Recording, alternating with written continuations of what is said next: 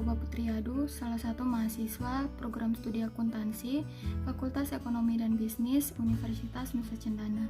Di dalam video ini saya akan menjelaskan tentang tahap-tahap dalam membuat laporan keuangan untuk penjahit kurnia dan juga dokumentasi selama melakukan proyek akuntansi pada penjahit kurnia untuk memenuhi tugas dalam membuat laporan proyek akuntansi.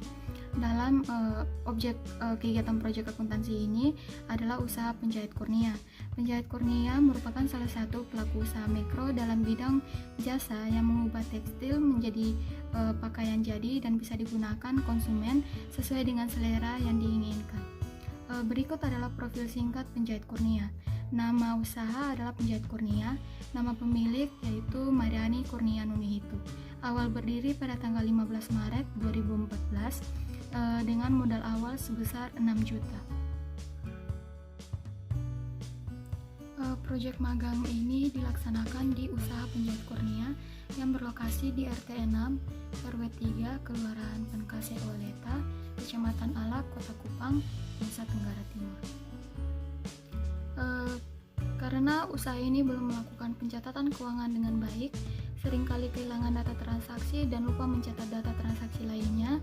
Akibatnya penjahit kurnia sulit untuk mengetahui dan memperkirakan laba yang diperoleh.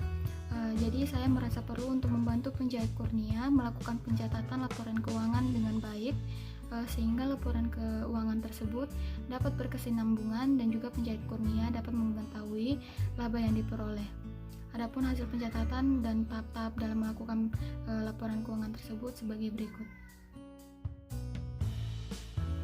Kita masuk ke dalam pembahasan tentang laporan keuangan penjahit kurnia. Yang pertama, saya membuat daftar inventaris. Di sini kenapa saya membuat daftar inventaris? Karena untuk mengetahui nilai maupun nominal dari setiap aset yang ada atau dimiliki oleh penjahit kurnia. Di sini saya membuat beberapa daftar inventarisasi, yaitu daftar inventarisasi aset dan juga daftar inventarisasi persediaan. Berikut ini adalah data transaksi yang terjadi selama sebulan atau pada bulan Februari. Pada tanggal 2 Februari 2021, terdapat piutang usaha sebesar 55.000. Pada tanggal 5 Februari 2021, pembelian kain sepanjang 2 meter sebesar 45.000. Pada tanggal yang sama yaitu 5 Februari 2021 menerima pembayaran jasa sebesar 230.000. Pada tanggal 6 Februari terdapat prive sebesar 100.000. Pada tanggal 11 Februari 2021 menerima pembayaran jasa sebesar 115.000. Pada tanggal yang sama yaitu 11 Februari 2021 pembelian token listrik sebesar 105.000. Pada tanggal 19 Februari 2021 menerima pembayaran piutang usaha sebesar 200.000. Pada tanggal 22 Februari 2021 terdapat piutang usaha sebesar 150.000. Pada tanggal yang sama juga pada tanggal 22 Februari 2021 pembelian resleting sebesar 24.000. Pada tanggal 27 Februari 2021 menerima pembayaran piutang usaha sebesar 175.000. Pada tanggal yang sama 27 Februari 2021 menerima pembayaran jasa sebesar 35.000. Pencatatan keuangan penjahit kurnia, saya memulainya dengan membuat neraca saldo awal. Saya memasukkan setiap akun yang ada, dimulai dari kas, piutang, persediaan, peralatan, mesin jahit, mesin obras, akumulasi penyusutan mesin jahit, akumulasi penyusutan mesin obras, akumulasi penyusutan peralatan, utang, modal, prive, pendapatan, dan beban listrik. Saya juga menolkan setiap akun nominal yang ada, yaitu akun pendapatan, beban, dan prive. Untuk membuat format dari neraca saldo menggunakan aplikasi Excel, kita membuat kolom yang berisikan nomor, nama akun, debit, dan kredit. Untuk nama akun kita sesuaikan dengan akun-akun yang ada. Setelah itu untuk totalnya kita menggunakan rumus sum sesuai dengan nilai-nilai nominal yang ada pada akun untuk penempatan debit maupun kredit. Selanjutnya saya membuat buku kas. Di sini buku kas berisikan segala transaksi yang terjadi selama bulan Februari, dan saldo awalnya saya ambil dari total neraca saldo awal. Pada tanggal 2 Februari 2021 terdapat pemasukan piutang sebesar 55.000. Pada tanggal 5 Februari 2021 terdapat pengeluaran karena pembelian kain sebesar 45.000. Pada tanggal yang sama yaitu 5 Februari 2021 terdapat pemasukan pendapatan jasa sebesar 230.000. Pada tanggal 6 Februari 2021 terdapat pengeluaran karena prive sebesar 100.000. Pada tanggal 11 Februari 2021 terdapat pemasukan pendapatan jasa sebesar 115.000. Pada tanggal yang sama juga terdapat pengeluaran karena pembelian token listrik sebesar 105.000. Pada tanggal 19 Februari 2021 terdapat pemasukan penerimaan piutang sebesar 200.000. Pada tanggal 22 Februari 2021 terdapat pemasukan piutang sebesar 150.000. Pada tanggal 22 Februari 2021 terdapat pengeluaran karena pembelian resleting sebesar 24.000. Pada tanggal 27 Februari 2021 terdapat pemasukan penerimaan piutang sebesar 175.000. Pada tanggal yang sama yaitu 27 Februari 2021 terdapat pemasukan pendapatan jasa sebesar 35.000. Selanjutnya saya membuat jurnal umum. Di sini pada tanggal 1 Februari 2021 karena saldo awal, maka kita mencatat pada jurnal umum kas pada modal awal sebesar 8.165.000. Pada tanggal 2 Februari 2021 karena ada piutang usaha, maka kita mencatat piutang pada pendapatan sebesar 55.000. Pada tanggal 5 Februari 2021 karena ada pembelian kain, maka kita mencatat persediaan pada kas sebesar 45.000.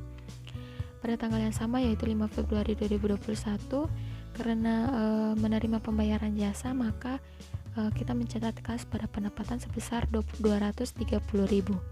Pada tanggal 6 Februari 2021 karena ada prive, maka kita mencatat prive pada kas sebesar 100.000. Pada tanggal 11 Februari 2021 karena ada pembayaran jasa, maka kita mencatat kas pada pendapatan. Pada tanggal yang sama yaitu 11 Februari 2021 karena ada pembelian token listrik, maka kita mencatat beban listrik pada kas. Pada tanggal 19 Februari 2021 karena ada pembayaran piutang usaha, maka kita mencatat kas pada piutang. Pada tanggal 22 Februari 2021 karena ada piutang usaha, maka kita mencatat piutang pada pendapatan. Pada tanggal yang sama yaitu tanggal 22 Februari 2021 karena ada pembelian resleting, maka kita mencatat persediaan pada kas.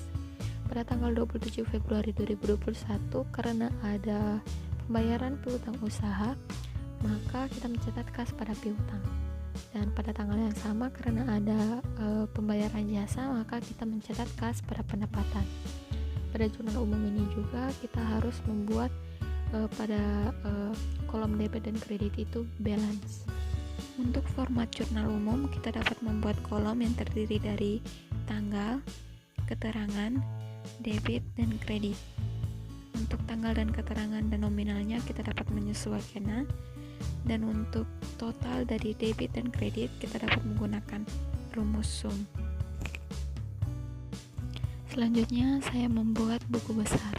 Di buku besar ini saya mengelompokkan setiap akun yang ada sehingga kita tahu saldo setiap akun tersebut sesuai dengan transaksi yang terjadi, yaitu ada kas, piutang, persediaan, peralatan, mesin jahit, mesin obras, akumulasi penyusutan mesin jahit, akumulasi penyusutan mesin obras, akumulasi penyusutan peralatan, utang, modal awal, prive, pendapatan, beban listrik. Untuk format buku besar kita dapat membuat kolom dari tanggal, keterangan, debit, kredit, saldo. Karena saldo ini kita bagi dua untuk penempatan debit dan kredit lagi. Karena buku besar ini kita mengelompokkan sesuai dengan akun, maka untuk setiap akunnya disesuaikan dan juga rumus yang digunakan itu adalah rumus event yang sama dengan rumus yang ada pada buku kas. Selanjutnya saya membuat neraca saldo per 28 Februari 2021. Di sini saya memposting setiap nominal dari akun-akun yang ada ke neraca saldo. Selanjutnya saya membuat jurnal penyesuaian. Di sini kenapa saya membuat jurnal penyesuaian? Karena ada penyusutan aset, yaitu akumulasi penyusutan mesin jahit, mesin obras, dan juga peralatan. Untuk membuat format jurnal penyesuaian, kita dapat membuat kolom yang terdiri dari tanggal, keterangan, debit, dan kredit. Karena ini jurnal penyesuaian untuk akumulasi penyusutan, maka keterangannya kita masukkan beban depresiasi pada akumulasi penyusutan mesin jahit, beban depresiasi pada akumulasi penyusutan mesin obras, dan beban depresiasi pada akumulasi penyusutan peralatan. Dan untuk totalnya kita dapat menggunakan rumus sum. Selanjutnya saya membuat neraca lajur, di mana neraca lajur ini terdiri dari beberapa kolom, dimulai dari nomor akun, nama akun, neraca saldo, penyesuaian, neraca saldo disesuaikan atau neraca saldo setelah penyesuaian. Dan setiap kolom yang ada ini dibagi dua dengan penempatan debit kredit sesuai dengan transaksi atau akun yang ada. Selanjutnya saya membuat laporan laba rugi. Laporan laba rugi bertujuan untuk mengetahui apakah laba atau rugi yang kita peroleh. Untuk mengetahui laba atau rugi yang kita peroleh, maka kita mengurangi pendapatan dan beban operasi. Pada laporan laba rugi penjahit Kurnia, pendapatannya sebesar 585.000 dan beban operasi yaitu beban listriknya 105.000. Jadi 585.000 dikurangi dengan 105.000, maka laba bersih yang didapat yaitu sebesar 480.000. Selanjutnya saya membuat laporan perubahan modal. Di sini laporan perubahan modal bertujuan untuk mengetahui apakah terjadi peningkatan maupun penurunan aset. Untuk laporan perubahan modal penjahit Kurnia, modal awal per 1 Februari 2021 sebesar 14.165.000 ini kita bisa dapat lihat di buku besar untuk akun modal.